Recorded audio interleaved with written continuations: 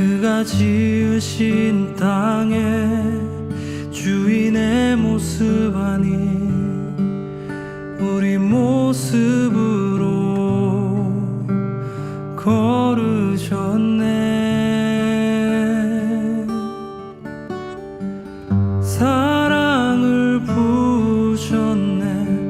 내 맘에 흘리셨네. 주님의 마음 알게 하시네. 주님 살아계시네. 영원히 함께 하시네. 끝까지 사랑하시네.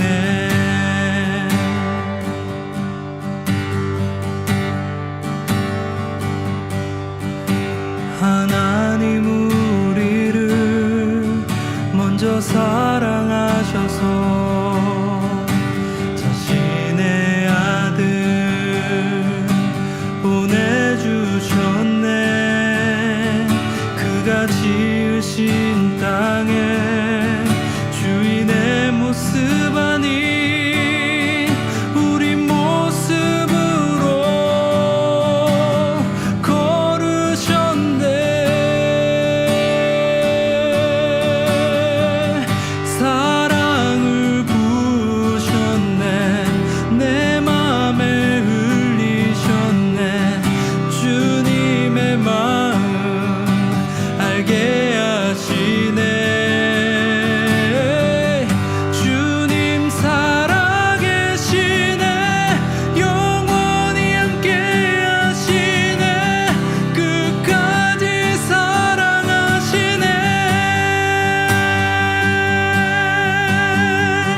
사랑을 부으셨네. 주님의 마음 알게 하시네. 주님 살아계시네. 영원히 함께 하시네. 끝까지 사랑하시네. 주님 살아계시네. 영원히 함께 하시네. 끝까지 사랑하시네. 끝까지 사랑하시네.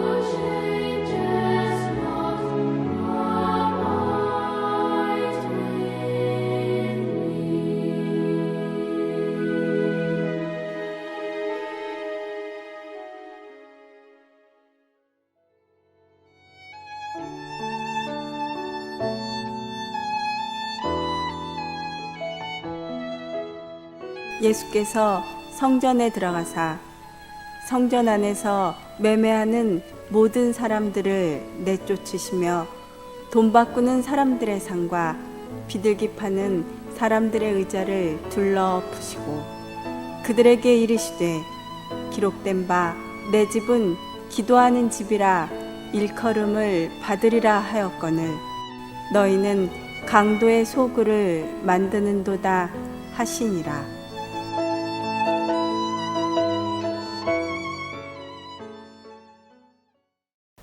고난주간 두 번째 날인 월요일에 예수님께서 행하신 일은 성전을 깨끗하게 하신 일입니다. 예수님께서 성전에 들어가셨을 때 거기에는 많은 유대인들이 모여 있었습니다. 유대인에게 있어서 유월절은 아주 중요한 절기이기 때문에 멀리 흩어져 있던 유대인들도 모두 모입니다.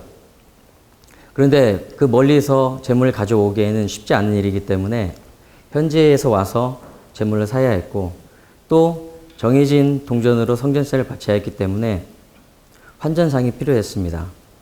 그래서 성전 안에는 제물을 파는 판매상이 있었고 환전을 해주는 환전상들이 있었습니다. 그리고 그들을 대제사장들이 관리를 하고 있었습니다. 문제는 그들이 서로 짜고 흠이 없는 것을 하나님께 바쳐야 되는데 흠이 있는 것을 바치고도 눈을 감아줬고 또 환율차를 이용해서 풍리를 취했다는 것이죠. 예수님께서 그런 그들의 모습을 바라보시면서 그들을 내어 쫓으시고 그리고 그들의 상을 엎으시면서 말씀하십니다. 내 집은 만민이 기도하는 집이다. 내 너희가 강도의 소굴을 만들었다. 저는 이 말씀을 묵상하면서 여러 가지 생각을 해봤습니다. 또 여기저기 찾아보면서 거의 관련된 것들을 읽어봤습니다. 그런데 결론은 예수님께서 되게 단순하게 말씀을 하셨잖아요. 내 집은 만민이 기도하는 집이다. 그래서 저도 그것을 한번 단순하게 생각을 해봤습니다. 그렇습니다. 하나님의 집은, 교회는 기도하는 곳입니다. 하나님께 기도하는 곳입니다. 하나님의 뜻이 무엇이고 하나님의 마음이 어디에 있는지, 우리가 지금 나가야 되는지 멈춰야 되는지 하나님께 묻고 또 묻고 하나님의 뜻을 기다리는 것입니다. 나의 오늘 하루의 삶은 어땠는지 하나님께 아뢰는 것이고 또 하나님의 뜻대로 살지 못했음을 하나님 앞에 용서를 구하는 것입니다. 또 어떤 날은 하나님의 은혜가 너무나 감사해서 그것이 노래로 하나님께 아뢰기도 하고 또 어떤 날은 너무 원통하고 분해서 하나님 앞에 그것을 눈물로 토하기도 하고 또 내일의 삶은 또 하나님이 계시기에 또 힘을 내보겠습니다. 또 그 다음은 또 앞이 보이지 않지만 그래도 또 하나님 내가 나아갑니다. 매일매일 삶 가운데 하나님께 기도로 교제가 이루어지는 것이 바로 교회입니다. 소 잡고 양 잡아서 던져놓고 하나님 나 이렇게 율법에 나와 있는 대로 각 떴으니까 하나님 나 이거 잘 되게 해주세요. 내가 원하는 대로 해주세요. 나 유월절 지내려고 이렇게 멀리서 왔으니까 내년에는 하나님 나 이렇게 길 편하게 안 해주시면 나 도저히 못 오겠습니다. 힘들어서. 하나님과 거래하듯이 하는 것이 하나님의 집이 아니라는 겁니다. 오늘 본문 말씀 마태복음 21장 12절에서 제 마음을 찌르는 말씀이 있었는데 그것은 바로 성전 안에서 매매하는 모든 사람들을 내쫓으시며 라는 말씀입니다. 우리가 생각할 때 여기 표면적으로 드러나는 나쁜 사람은 누구냐면은 대제사장들과 서기관들 그리고 그들과 짜고 환전하는 사람들 그리고 온전하지 못한 것을 판매하는 그 재물을 판매하는 그 사람들입니다. 그런데 오늘 말씀은 뭐라고 얘기하냐면은 매매하는 모든 사람들이라고 합니다. 매매하는 모든 사람들이라 하면은 그 억울하지만 비싼 돈을 내고 그 재물을 산 사람들까지 포함하고 있다는 것입니다. 이것은 그 사람들은 따지고 보면은 피해자입니다. 억울하게 비싼 돈을 내고 그 재물을 산 사람들입니다. 먼 곳에서 고생해가지고 하나님 앞에 유월절을 지내기 위해서 왔는데 거기다가 비싼 돈 내고 그 재물을 샀습니다. 그런데 그렇다 할지라도 하나님 앞에 온전하게 예배드리지 못한 것에 용서함이 될 수 없다는 것입니다. 핑계가 될 수 없다는 것입니다. 하나님, 나는 정말 억울하잖아요. 저 사람들은 저렇게 나쁘게 행동하는데 나는 그래도 저 사람들보다 더 예배 잘 드리는데 나는 저 사람들보다 더 하나님 앞에 예물 잘 드리고 하나님 앞에 예배도 더 잘 드리고 하나님 앞에 더 착하게 사는데 저 사람 나보다 나쁘게 하고 남들도 더 많이 미워하고 하는데 왜 이렇게 나보다 잘 되죠? 저 사람은 이렇게 못되게 사는데 세상에서 정말 자기 멋대로 사는데 왜 이렇게 잘 되죠? 왜 이렇게 떵떵거려 살죠? 그런 것이 하나님 앞에 제대로 서는 것에 핑계가 될 수 없다는 겁니다. 호세아서 6장 6절 말씀에 보면은 나는 인애를 원하고 제사를 원하지 아니하며 번제보다 하나님을 아는 것을 원한다고 말씀하고 있습니다. 우리는 오늘 말씀을 통해서 기본으로 돌아가야 될 줄로 믿습니다. 교회의 기능, 하나님께서 원래 원하시는 것이 무엇인지, 내 집은 만민이 기도하는 집이다. 인종, 재산, 지식, 성별, 나이 그런 거 상관없이 만민이 하나님을 예배하길 원하는 자가 모여서 기도하는 것이 바로 하나님이 원하시는 교회인 줄로 믿습니다. 성전에서 재물을 팔고 환전하는 것은 어쩌면은 멀리서 하나님을 예배하기 위해 찾아오는 그 유대인들을 위한 배려로부터 시작한 건지도 모르겠습니다. 하지만 언제부턴가 하나님을 예배하는 것이 너무 쉬워지고 익숙해지고 거기다 인간의 요령과 탐욕이 들어서면서부터 하나님은 잊혀지고 그때부터 그 성전은 강도의 소굴로 변한 것이 아닌가 생각을 해보게 됩니다. 오늘 말씀 12절 첫 부분에 보면은 예수께서 성전에 들어가사로 시작을 합니다. 그리고 그때부터 변화는 시작이 됩니다. 오늘 우리 마음속에, 우리 마음의 성전에 예수님께서 온전히 들어오셔서 쫓아내고 뒤집어지고 엎어지는 역사가 일어나서 온전한 교회를 이루어가는 그런 귀한 변화의 역사가 일어나기를 주님의 이름으로 축원합니다. 기도하시겠습니다. 하나님 감사합니다. 어쩌면 너무나 단순하고 쉬운 진리인데 우리는 그것을 잊고 산 것이 아닌가 하는 생각이 듭니다. 기능적인 것, 표면적으로 드러나는 그런 화려한 것에 가려져서 어쩌면 교회의 그 순수한 기능, 하나님께서 원하시는 그 단순한 것을 우리가 잊고 산 것은 아닌가 오늘 이 고난주간을 통해서 한번 되돌아보는 지혜가 있기를 소망합니다. 내 집은 만민이 기도하는 집이라. 우리가 이것을 마음에 새기고 늘 하나님과 소통할 수 있는 그런 영으로 깨어있는 저희들 될 수 있도록 하나님 도와주시옵소서. 우리 안에 다른 것으로 채우는 것이 아니라 오직 예수로 가득 채울 수 있도록 주님 성령의 충만함으로 우리를 인도하여 주시옵소서. 감사를 드리며 살아임하신 예수님의 이름으로 기도드렸습니다. 아멘.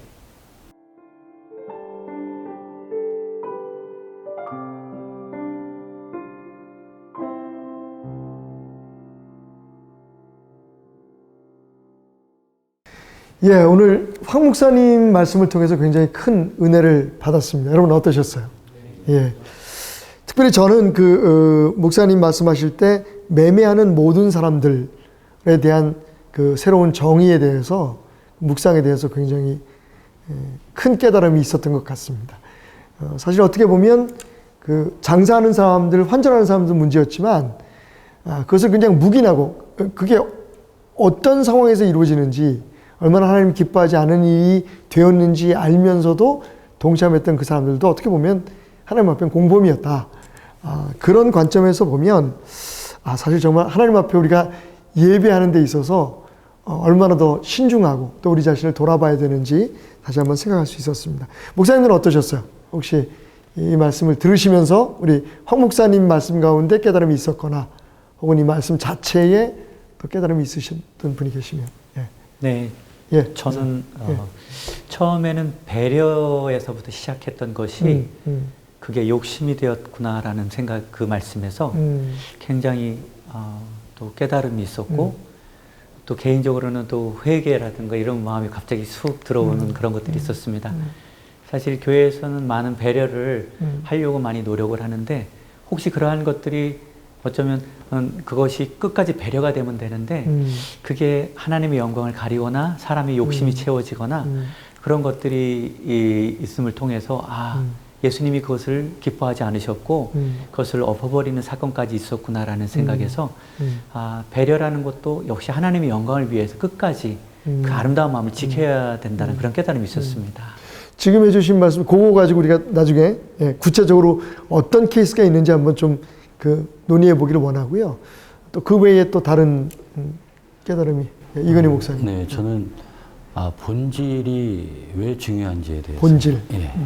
성전의 본질은 예수님이 정의하신 것처럼 만물이 예수님이 정의하신 것처럼 모든 사람들이 기도하는 집의 그 중심이 있다라는 것을 생각합니다. 그것을 본질을 훼손하고 우리의 욕심에 맞춰서 사용하려고 하는 우리의 마음을 한번 되돌아볼 수 있는 계기가 될 수. 두 분의 깨달음을 좀 연결해 보면 이런 얘기예요. 그러니까 우리가 그 성도들을 위해서 배려하는 것들이 많잖아요. 예전에는 뭐 그 예배 시간이라든지 이런 것도 굉장히 많은 변화가 있었고, 그 다음에 교회 안에서 하는 뭐 여러 가지 프로그램들도 있는데, 그게 사실은 교회의 본질, 교회의 기능을 정말 더 확대하고 성도들이 거기에 동참할 수 있도록 만드는 게 목적이었었는데, 그게 이제 변하면 안 된다는 거죠. 그죠? 예. 또 뭐 다른 깨달음이 있으십니까? 김일경 목사님 하실 말씀 있으실 것 같아요.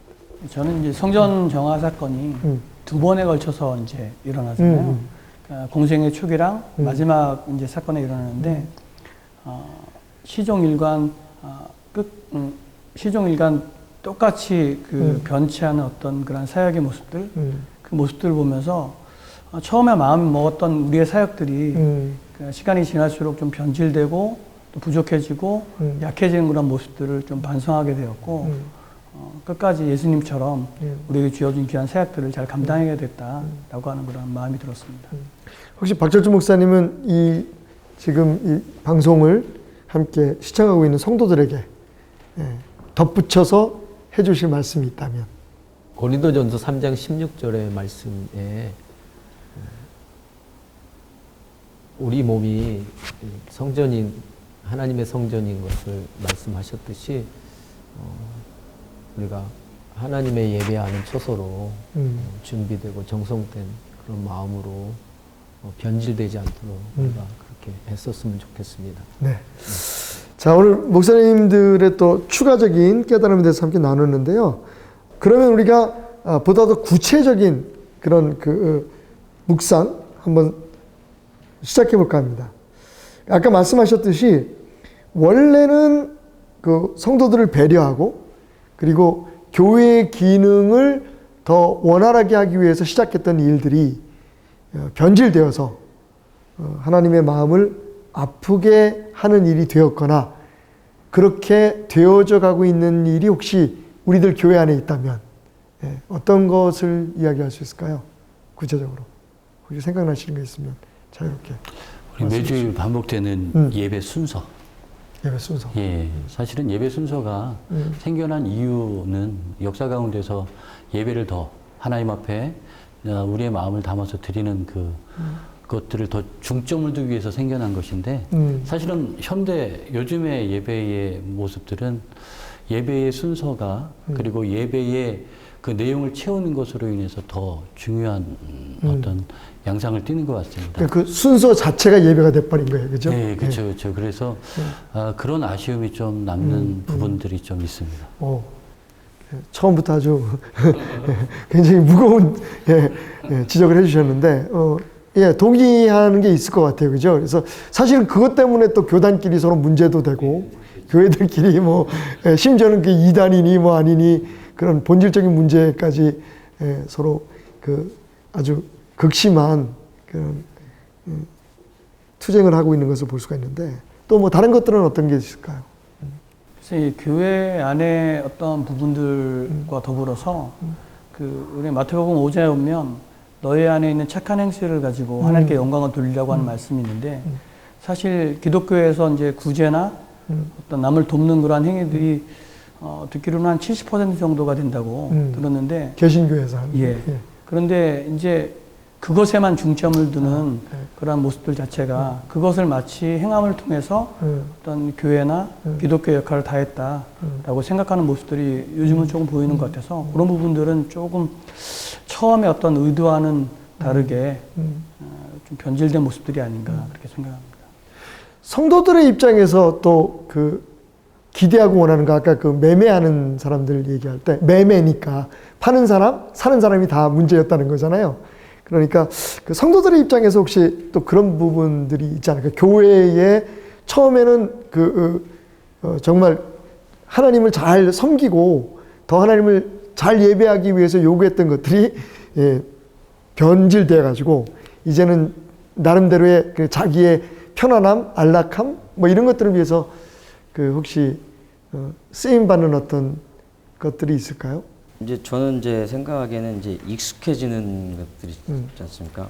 그러니까 예배도 반복되면서부터 처음에 있던 감격들이 물론 이제 매 예배 때마다 계속 감격이 지속될 수는 없겠지만은 이제 저 개인적인 예를 들자고 하면은 예전에 이제 찬양을 이제 저희 장인어른과 이제 그 집회를 할 때 한 2년 동안 진짜 하루도 안 빼먹고 그 집회를 매일 2번씩을 했었는데 그때마다 찬양 인도를 한 4번, 하루에 4번씩을 했었거든요. 그냥 저에게는 일이었던 것 같습니다. 그게. 그랬더니 이게 그 제 눈에는 그 앉아 계신 분들이 그 은혜 받는 모습은 보이는데 사실 나중에 깨달은 것은 뭐였냐면 사실 그게 장인어른 때문에 그분들이 은혜를 받은 거였지 저의 찬양에 뭐 이런 거는 사실은 그건 아니었다는 건 나중에 해서 깨달았는데 저에게는 그냥 그게 어느 순간 일이 돼버렸던 거죠. 그리고 그 제가 이제 되게 교만에 차였을 때 그 찬양에 어느 순간 딱 그걸 놓게 됐을 때 한 진짜 10년 동안 찬양을 못 했던 것 같습니다. 제가 하고 싶어도 할 자리가 없더라고요. 예. 그래서 요즘 제가 찬양에 되게 너무 감사하게 찬양을 서는데, 그러니까 그 제 단편적인 예지만 이제 그 성도님들도 그런 거 뭐 예배 드리는 거, 뭐 지금 또 우리가 지금 코로나 사태 때문에도 그렇지만 어제 목사님 설교하실 때 그랬지만 우리가 지금 예배 못 드리는 거에 대한 그런 갈증이나 이런 게 얼마나 답답하고 이런 걸 느끼는 것처럼 그 익숙해지는 것처럼 무서운 게 없는 것 같습니다. 네. 그 뭐 예배 순서 뭐 이런 것도 있지만은 가장 두려운 게 너무 익숙해져서 이제 이것이 당연시 돼 버리는 거. 나도 모르는 사실 익숙해지는 것까지만 해도 그래도 괜찮은데 사실 익숙해지면서 더 많은 것을 요구하게 되잖아요, 그죠? 그래서 역시 오늘 그 주신 말씀처럼 내 집은 기도하는 집이다. 정말 교회의 본질을 다시 한번 우리가 생각해보고 가끔가다 이렇게 예수님의 은혜로 갈아엎는 정말 우리가 요청해서 예수님이 우리 마음속에 들어오셔서 우리의 그 굳어진 마음들 또 습관화된 그런 신앙들 그런 것들을 좀 갈아엎는 일들이 좀 계속해서 이루어졌으면 좋겠다. 특별히 이번 이 고난주간을 통해서 여러분의 삶에 그런 본질을 다시 되돌아보고 또 원래의 하나님께서 원하시는 우리의 예배자의 자리로 돌아갈 수 있는 그런 축복의 시간들이 있으시기를 주님의 이름으로 축원드립니다.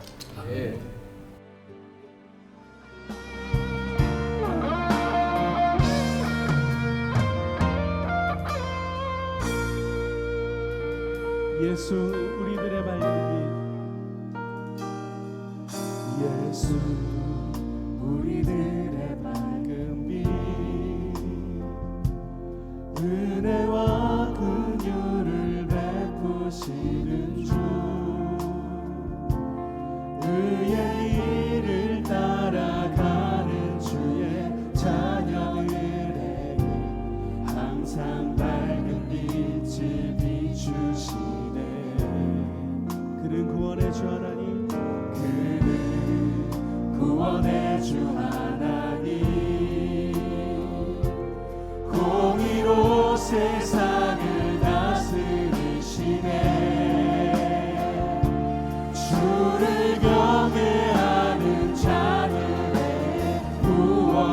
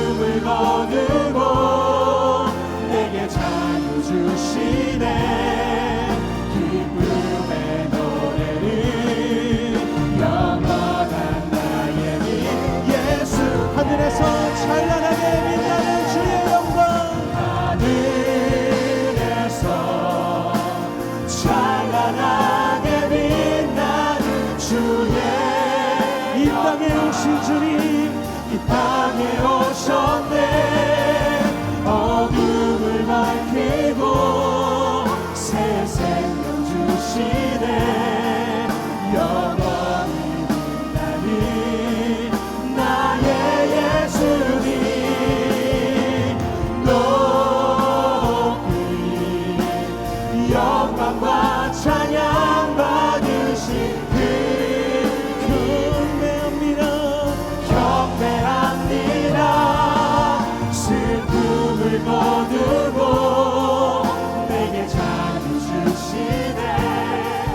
기쁨의 노래를 영원한 나의 길 예수. 기쁨의 노래를 기쁨의 노래를 우리 마지막 한 번 더 고백합니다. 기쁨의